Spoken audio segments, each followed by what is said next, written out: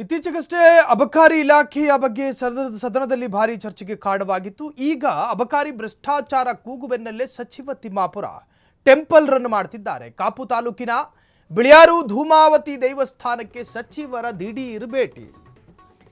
ಅಬಕಾರಿ ಇಲಾಖೆಯಲ್ಲಿ ಓತಪ್ರೋತವಾದ ಭ್ರಷ್ಟಾಚಾರ ನಡೆದಿದೆ. ಅದಕ್ಕೆ ಸಂಬಂಧಪಟ್ಟ ಸಂಭಾಷಣೆಯ ದಾಖಲೆ ಹರಿದಾಡಿದೆ.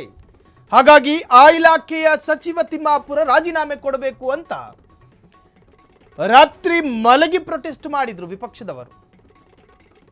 ಆ ಚರ್ಚೆಯ ಬೆನ್ನಲ್ಲೇ ದಿಢೀರೀಗ ಆರ್.ಬಿ. ತಿಮ್ಮಾಪುರ ದೇವಸ್ಥಾನಗಳ ದರ್ಶನಕ್ಕೆ ಹೊರಟಿದ್ದಾರೆ. ಆ ಭಾಗವಾಗಿ ಧೂಮಾವತಿ ದೇವಸ್ಥಾನಕ್ಕೆ ಸಚಿವರ ಭೇಟಿ ಕುಟುಂಬ ಸಮೇತ.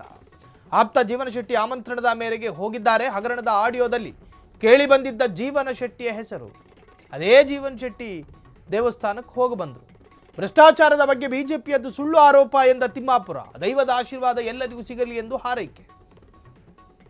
ಪತ್ನಿ ಮಕ್ಕಳ ಜೊತೆ ದೇವಸ್ಥಾನಕ್ಕೆ ಟೆಂಪಲ್ ರನ್ ಮಾಡಿದ್ದಾರೆ ಆರ್.ಬಿ. ತಿಮ್ಮಾಪುರ. ಅಬಕಾರಿ ಇಲಾಖೆಯ DC ಒಬ್ಬರು ಇತ್ತೀಚೆಗೆ ರೆಡ್ ಹ್ಯಾಂಡ್ ಆಗಿ ಸಿಕ್ಕಿ ಹಾಕಿಕೊಳ್ತಾರೆ.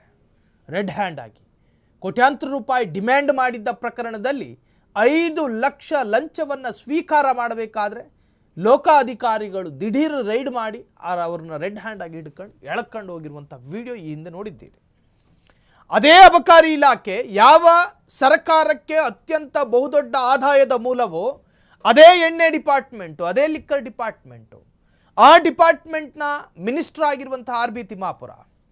ಆರ್.ಬಿ. ತಿಮ್ಮಾಪುರ ಈ ಕೂಡಲೇ ರಾಜೀನಾಮೆ ಕೊಡಬೇಕು ಅಂತ ಹೇಳಿ ಸದನದಲ್ಲಿ ಕೂತಿದ್ದ 60ರಷ್ಟು MLA ಬಿಜೆಪಿ MLAಗಳು ಎದ್ದು ನಿಂತ್ಕೊಂಡು ಮೈ ಕೊಡುಕೊಂಡು ಹೇಳಿದ್ರು ರಾಜೀನಾಮೆ ಪತ್ರವನ್ನು ಬಿಸಾಕಿ ಸದನಕ್ಕೆ ಅಂತ. ಆರೋಪ ಕೇಳಿ ಬಂದು ಕೂಡಲೇ ರಾಜೀನಾಮೆ ಕೊಡೋದಕ್ಕೆ ನಾವೇನು ದುರ್ಬಲ ಮಿನಿಸ್ಟರ್ ಅಲ್ಲ ಅಂತ ಹೇಳಿ ಆರ್.ಬಿ. ತಿಮ್ಮಾಪುರ ಕ್ಲಾರಿಟಿ ಕೊಟ್ಟಿದ್ರು. ನಮ್ಮಲ್ಲಿ ತಪ್ಪು ಘಟಿಸಿದ್ರೆ, ತಪ್ಪು ಸಂಭವಿಸಿದ್ರೆ ರಾಜೀನಾಮೆ ಕೊಡೋದಕ್ಕೆ ಯಾವ ಯೋಚನೆಯೂ ಇಲ್ಲ. ಆದರೆ ನನ್ನ ವಿರುದ್ಧ ಕೇಳಿ ಬಂದ್ರೆ ಒಂದು ಅಲಿಗೇಷನ್, ಆಫ್ಟರ್ ಆಲ್ ಏಕಶ್ಚಿತ್ತೊಂದು ಆರೋಪಕ್ಕೆ ನಾನು ರಾಜೀನಾಮೆ ಕೊಡೆನು. ವಿಪಕ್ಷದವರು ರೂಲಿಂಗ್ ಪಾರ್ಟಿಯನ್ನು ಕಟ್ಟಿ ಹಾಕೋದಕ್ಕೆ ಪ್ರಯತ್ನ ಪಟ್ಟರು ಆ ಭ್ರಷ್ಟಾಚಾರ ಪ್ರಕರಣದ ಚರ್ಚೆಯಲ್ಲಿ.